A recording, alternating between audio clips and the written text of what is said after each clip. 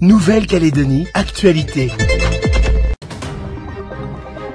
Comment éviter l'effondrement de l'économie calédonienne? Selon une dernière étude, le PIB, produit intérieur brut, chute en moyenne de plus d'1% chaque année depuis 2017.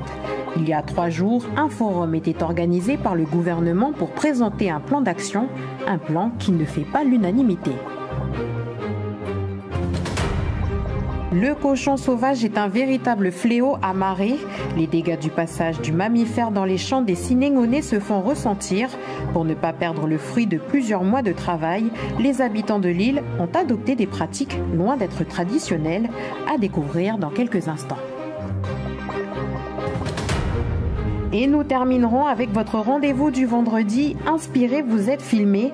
Ce soir, coup de projecteur sur le nichoir de l'espoir. Il s'agit d'un refuge pour oiseaux et rongeurs installé dans la cour d'une école de Nouméa. Chloé Yentao est allée à la rencontre d'Ambre et Mélissa, initiatrices du projet, qui en plus de recueillir et de soigner les animaux, sensibilisent le jeune public. Mais avant de développer ces sujets, ce mouvement social à Gazpac. Depuis hier, les techniciens du seul fabricant de gaz du territoire sont mobilisés aux abords de l'entreprise à Nouméa. Conséquence de ce mouvement, certaines sociétés n'ont pas été livrées. C'est le cas de la grande brasserie de Nouvelle-Calédonie qui a été contrainte de ralentir sa production. Les grévistes se mobilisent pour l'emploi local et les promotions en interne. On écoute les explications de Stéphane Benoît, délégué syndical USTKE, au micro de Vanessa Kédé.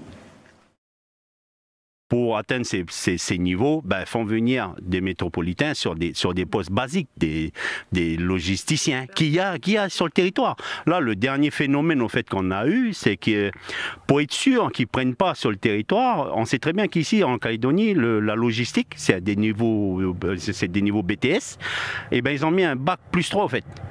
Donc du coup, on est parti un petit peu, on a essayé de construire les choses dessus avec la direction en disant mais c'est contre-productif sur le loi de pays puisque la Calédonie a estimé au fait que sur le territoire, des logisticiens, il en faut pour le pays, mais jusqu'à un BTS au fait. Et là, pour être sûr de prendre un Calédonien, on met un bac +3 au fait. Et le gars qui est venu qui vient de métropole, pendant 3 mois, il a essayé simplement de passer une commande. 3 mois. Alors qu'il y avait un petit Calédonien qui est rentré en même temps que lui. 15 jours, il fait le boulot, en fait. À noter que la grève devrait se poursuivre lundi. Si le mouvement perdure, plusieurs sociétés pourraient être impactées. Contactée, la direction de Gazpac n'a pas souhaité répondre à nos questions. Dans l'actualité, ce projet de loi sur la continuité territoriale, adopté il y a quelques heures à l'Assemblée nationale en France, déposé le 25 avril dernier, la proposition a été votée à l'unanimité. Ce texte vise à renforcer la continuité territoriale en Outre-mer et l'élément d'explication avec Gédéon Richard. Mes chers collègues, les ménages ultramarins sont pris à la gorge par un coût de transport qui ne cesse de s'accroître. C'est par ces mots que le député Olivier Servat, rapporteur du texte, a défendu l'adoption de nouvelles aides à la mobilité pour les ultramarins. La nuit dernière, l'Assemblée nationale a voté à l'unanimité une proposition de loi du groupe indépendant l'IOT. La mesure prévoit d'élargir l'aide à la continuité territoriale aux actifs ultramarins qui souhaitent suivre des formations en métropole. Les Calédoniens, les Wallisiens et Futuniens et les Polynésiens sont notamment concernés. Les critères et montants précis de ces aides sont toutefois renvoyés à un prochain arrêté ministériel. Pour l'heure, la continuité territoriale finance déjà une partie des titres de transport des demandeurs d'emploi et des étudiants. Avec cette mesure, les Français de l'Hexagone, porteurs d'un projet professionnel outre-mer, seront également éligibles à la continuité territoriale. Cette proposition de loi sera maintenant examinée très prochainement au Sénat. La gestion du risque requin à nouveau au cœur des échanges hier lors du conseil municipal de Nouméa. La collectivité va lancer un appel à la concurrence pour la mise en place d'un système de protection des baigneurs à la plage du Château Royal. Le dispositif couvrira une zone de 220 mètres de long et de 50 mètres de large. Coût de la mesure, 100 millions de francs. Autre décision adoptée hier, un appel d'offres va s'ouvrir pour désigner un prestataire dans le cadre des campagnes de pêche de requins. Comment éviter l'effondrement de l'économie calédonienne? Olivier Sudry, spécialiste des économies ultramarines, a mené une étude à ce sujet. Le constat est celui-ci. Après 15 années de croissance exceptionnelle, le PIB, produit intérieur brut, chute en moyenne de plus d'1% par an depuis 2017. Dans le cadre du forum intitulé Perspectives organisé par le gouvernement il y a 3 jours, l'économiste a présenté un plan d'action à établir. Des solutions qui ne font pas l'unanimité. Michel Pimbé.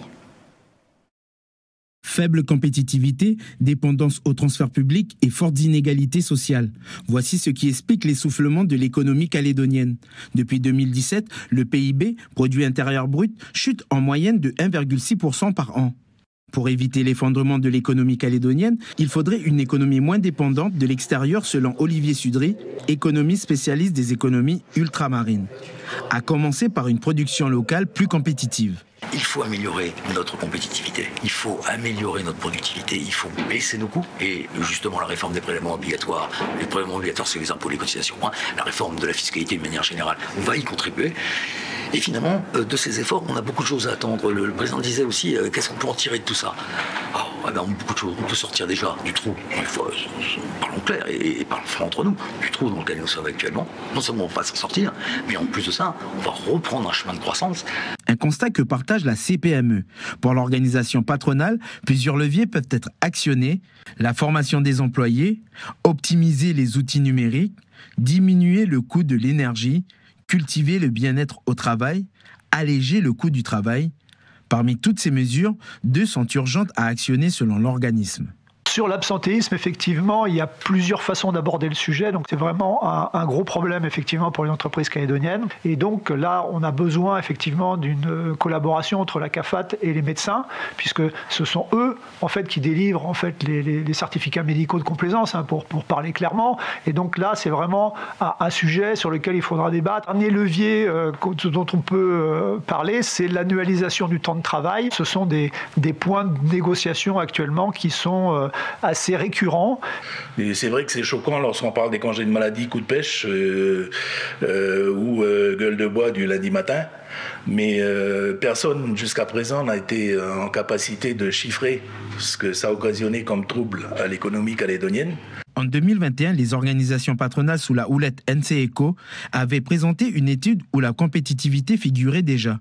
Ce dernier exposait une trajectoire d'un modèle économique et social à l'horizon 2050. Si d'ici la fin de l'année, une mission sera chargée de mettre en place ce nouveau plan d'action pour déployer la réforme sur les moyens et long terme, les mesures ne font pas l'unanimité. Je pense que le gouvernement aurait intérêt à changer d'expertise, ou du moins de comparer l'expertise d'Olivier Sudry qui a produit les résultats qu'on vit aujourd'hui. Je rappelle qu'au niveau de la TGC, c'est quand même sur une étude d'Olivier Sudry que la réforme TGC a été complètement plantée, où on a eu 8 milliards de moins de ce qui était prévu dans les études Sudry. Donc, à un moment donné, il faut se reposer la question de savoir, il n'y a pas qu'Olivier Sudry comme économiste autour de nous. Il y a des économistes qui disent le total inverse de ce que dit Olivier Sudry. Ce n'est pas la première fois qu'un exécutif tente de remodeler le système économique calédonien. Il y a 9 ans, les acteurs socio-économiques et les élus du pays avaient déjà essayé de mettre en place un vaste programme de réforme pour redresser les comptes publics du pays et réduire les inégalités sociales. De la formation désormais, 15 jeunes ont reçu leur diplôme d'université en métallurgie hier soir. Cette formation créée par la société Prony Ressources est destinée à renforcer son vivier d'opérateurs locaux sur site. Après 6 mois de formation, les étudiants peuvent désormais intégrer l'entreprise. Alan Debel, tout juste diplômé, a déjà commencé à travailler en CDD directement après son stage. Écoutons-le. Au début, on avait beaucoup de cours à l'université. C'est des cours fondamentaux sur la thermodynamie, la chimie, tout ça, les maths. Ensuite, on a fait les stages en entreprise. Une formation qui fait la fierté du directeur des ressources humaines de Prony Ressources, Guillaume Bernard.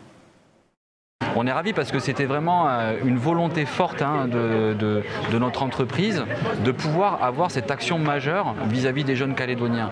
Aujourd'hui, c'est vrai qu'une entreprise telle que la nôtre, souvent on est amené à avoir nous-mêmes notre propre programme de formation et d'intégration pour pouvoir répondre à ce besoin de la population calédonienne et des jeunes Calédoniens qui viennent de sortir d'un bac S en l'occurrence, pour pouvoir ensuite derrière continuer à évoluer dans leurs études et après derrière intégrer des métiers tels que les nôtres, quoi. Des propos recueillis par Anna Mazer-Pirodon. À noter qu'un diplôme d'université centré sur la mine commencera dans les prochains jours. Je vous propose de nous rendre à Maré maintenant. Poakathérywoth, c'est l'appellation que les Sinéngonais ont donnée aux cochons sauvages, un véritable fléau sur l'île. Si ces méfaits causés sur la faune et la flore de marée sont plus flagrantes, cette année encore, les dégâts du mammifère dans les champs des maréens, eux, ne passent pas inaperçus. Pour éviter de perdre le fruit de plusieurs mois de travail, les habitants de l'île ont adopté des pratiques loin d'être traditionnelles. Reportage de notre correspondant sur place, Duke Menango. Ce cultivateur nous montre ici une bête abattue par un chasseur à seulement quelques mètres de ses champs. Regarde un peu ses défenses. Je ne sais pas si les chiens ont été blessés par ce sanglier. Si cette fois, les cochons n'ont pas pénétré dans ces cultures, 2 tribus plus loin, Guyéténé, lui, a eu moins de chance. Les siennes ont été visitées il y a quelques semaines. Ils ont mangé les ignames qui étaient par ici, elles étaient prêtes à être récoltées. J'ai vite mis des plants de banane poingo à la place.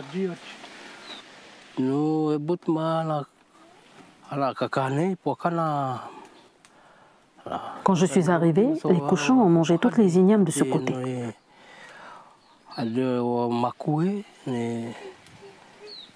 Ils ont aussi mangé les makoués, les maniocs carrés, les maniocs blancs, ainsi que les tarots.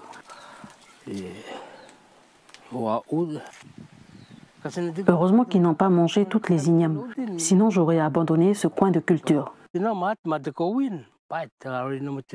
Parce que si je n'avais plus de plants pour la prochaine saison, j'aurais été obligé d'aller travailler à la journée pour m'en acheter dans les marchés.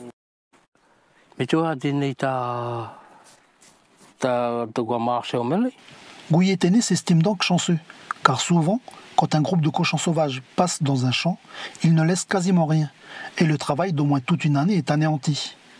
Pour éviter cela, de plus en plus de Sinéngonais optent pour la pose de grillages métalliques. Une pratique qui entre dans les habitudes, ce que confirme ce gérant de quincaillerie. C'est celui-là qu'on vend le plus, c'est le 80 cm de hauteur, 50 mètres de longueur. Oui, ils veulent le voir pour savoir la hauteur et c'est vraiment pour les champs, pour se protéger des cochons. Ouais. Sur une année, on en vend une 30aine de grillages. Là, c'est les résultats qu'on a eus, nous, sur l'année 2022. Ouais. Le commerçant a aussi constaté une augmentation de la demande en cordes utilisée dans la fabrication de pièges à cochons. Mais malgré les pièges, la chasse ou encore les barrières, certains planteurs préfèrent ramener leur culture au plus près de leurs habitations. Marcher ou courir pour la bonne cause. Demain aura lieu la Lafoyenne. Organisée tous les 2 ans par la mairie de La Foix, l'association RAID et le comité des fêtes, cette course a pour objectif de récolter des fonds au profit de la Ligue contre le cancer. Pour cette 2e édition, près de 200 personnes sont attendues au cœur du village. Anissa Toussi est allée en repérage sur le parcours. Donc là, on arrive du quai de La Foix. Parce que tout au bout de la rivière, là, c'est le quai de La Foix. La Lafoyenne va passer ici, les concurrents vont passer ici, puis ils vont rentrer là dans les bourraos, le long de la rivière. Didier dévoile une partie du parcours de la Lafoyenne à Sabrina, élue à la mairie de La Foix. Il fait partie de l'association Raid la Piste, en charge de l'identification et du balisage des parcours. Il y a 2 ans, cet événement s'est tenu à la plage de Wano. Cette année, les organisateurs ont choisi de le faire dans le village pour permettre aux participants de découvrir d'autres paysages et surtout l'histoire du village de La Foix. 2 parcours sont proposés. Le petit parcours de 3 km pour les familles ou les moins aguerris et le grand parcours de 10 km pour les plus avisés. Le grand parcours, il va partir en direction toujours de la rue Joseph Arsapin. On va vers derrière l'église de La Foix, mais en passant au quai de la Foi. C'est une vieille, un lieu historique pour nous parce que c'est là qu'arrivaient les bateaux autrefois, à partir du tour de côte, etc. Et on vient chercher, là où on est aujourd'hui, on vient chercher une petite bosse sur l'épaulement du Méoma. Le Méoma est derrière nous. C'est une petite montagne, ce qu'on appelle le pic à Gaillac. L'objectif de cette randonnée pédestre non chronométrée est avant tout de récolter des fonds en faveur de la lutte contre le cancer. L'idée, c'est de reverser ces fonds-là à la Ligue contre le cancer, qui servira, ces fonds-là serviront bien entendu à la recherche, mais aussi à la prévention, et puis à faire tourner toute cette grosse association qu'est la Ligue contre le cancer. Cette course solidaire est ouverte au public. Il est possible de s'inscrire sur place le jour même. Une quarantaine de stands seront proposés au parc Souris-Lavergne, où le top départ de la course sera donné à 7h30 demain. Place à votre rendez-vous du vendredi. Inspiré, vous êtes filmé.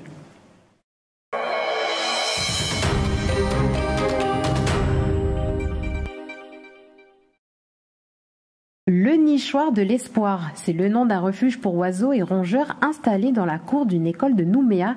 Grâce à une volière, les animaux y sont recueillis et soignés. Une initiative portée par 3 jeunes amoureuses des bêtes.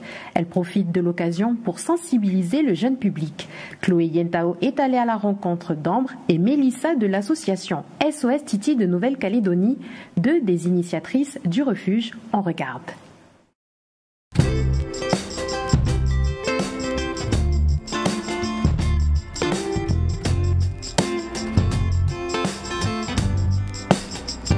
Coucou les filles! Salut! Alors on se trouve à Vallée des Colons à Nouméa où se trouve le nichoir de l'espoir. C'est donc le refuge, une volière que vous avez créée en début d'année avec Sam qui n'est pas là et qui est destinée donc à recueillir les oiseaux et les rongeurs aussi. Les rongeurs et les lapins parce que les lapins ils ne sont pas des rongeurs. D'accord, en détresse et donc merci de m'accueillir. Merci à toi d'être là. Et coucou Tipeee!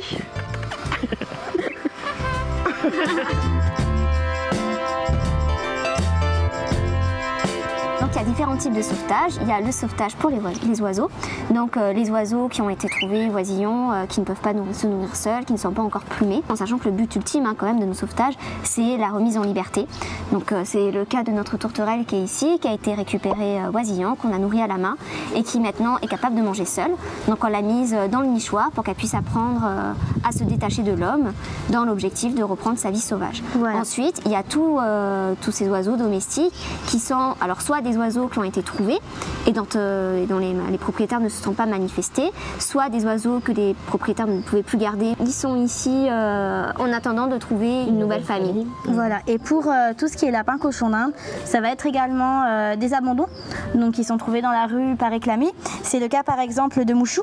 Et aussi c'est des familles qui nous contactent parce qu'ils ne peuvent plus les garder, parce qu'ils doivent repartir hors territoire ou pour des raisons de santé, de déménagement et qui n'ont plus aussi l'espace adapté. Car un lapin, un cochon d'Inde, ça ne vit pas en cage. C'est très important. Il faut qu'il y ait un espace où ils puissent se dégourdir les pattes. Donc quand il y a des familles qui ne se rendent compte qu'ils ne peuvent plus leur offrir, c'est responsable de leur part de faire le choix de passer par une association pour pouvoir leur trouver une nouvelle famille. Concernant nos conditions d'adoption, pour nos lapins cochons d'Inde, c'est une vie en liberté ou en semi-liberté, en maison, en appartement, en clos sécurisé. Pour les oiseaux, s'ils sont apprivoisés, des cages, ça peut le faire. Par contre, s'ils sont sauvages, c'est des volières et avec des congénères de la même espèce. Il y a Criki, Ah, merci Criki quand même de venir accueillir Squeezie. Oui, il est tout seul. Donc au départ, c'était juste une page Facebook pour aider les personnes, pour les conseiller. On avait énormément de demandes. On récupérait beaucoup d'oiseaux, que ce soit des oiseaux sauvages, mais aussi des oiseaux domestiques. Et donc énormément de soins vétos, mais aussi de nourriture à acheter.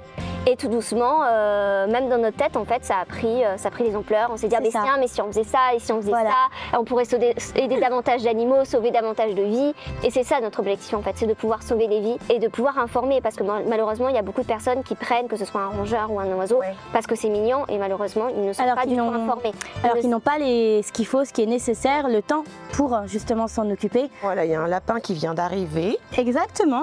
Donc on a une charmante personne qui a répondu à notre appel à l'aide pour trouver des familles d'accueil. Donc le temps des soins, que ce soit les castrations, les stérilisations ou d'autres soins qui pourraient être plus longs. Comme la personne elle a un lapin, on vient faire un test, savoir s'il serait assez sociable pour pouvoir s'entendre avec ses futurs compagnons en attendant. Yes. Alors, comment il s'appelle? Ah, c'est tout récent? Oui, c'est tout récent, donc il n'a pas encore de prénom. Loulou. En tout cas, il est très curieux. Hein. Il est beau. Il est magnifique. Il est super beau. On peut le toucher? Coucou toi. Dès qu'on a pris la décision de devenir une association, on s'est dit que notre but ultime, ça serait de pouvoir ouvrir un centre de soins. Donc le nichoir de l'espoir est un petit pas déjà vers cet objectif-là. Grâce à Marina, la directrice de l'école Les Colibris, qui accueille nos volières et qui en plus s'en sert d'un point de vue pédagogique avec les enfants. C'est par là que va commencer la sensibilisation, parce que bien souvent c'est les enfants qui demandent aux parents un animal. Donc comme ça, ils voient dans les conditions dans lesquelles ils doivent vivre, ils doivent pouvoir s'épanouir. Et elle nous a demandé si on pouvait également accueillir des lapins et des cochons d'Inde, ce qu'on a tout de suite accepté justement par rapport à la surface et du fait qu'on défend non seulement les oiseaux mais aussi les nacs dans nos actions. Outremernews.fr, le site de l'actualité Outre-mer, 24 heures sur 24 et 7 jours sur 7.